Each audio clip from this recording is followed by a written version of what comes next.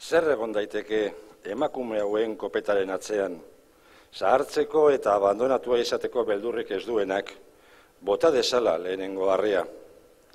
4:00. Todavía le faltan 5 minutos de secador. Berandua llegatzen banaiz, Antxon larritu egingo da.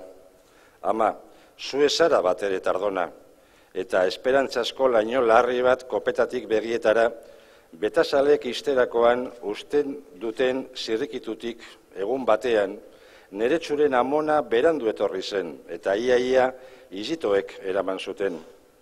Benga txotxolo, hori gezurra dela. 5:20 gutxi.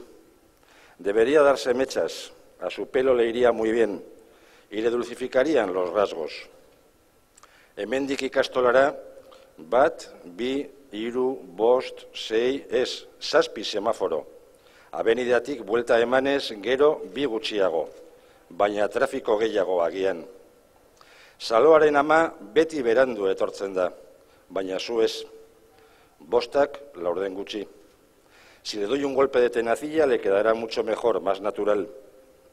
7 semaforoak gorriz egonda ere, 7 minutu eta beste hainbeste bidean 14 minutu guztira, baina jendea berriketan geldituko da ere ikastolako atearen aurrean. Es que tiene usted el pelo un poco quemado, y con la humedad se le levantará. Ama, zu ezara batere tardona, laino grisak begietan. Como quiera, entonces le peino y ya está. 5:08 gutxi. Zu ezara batere tardona. Zu ezara andre bat, zu neska bat zara.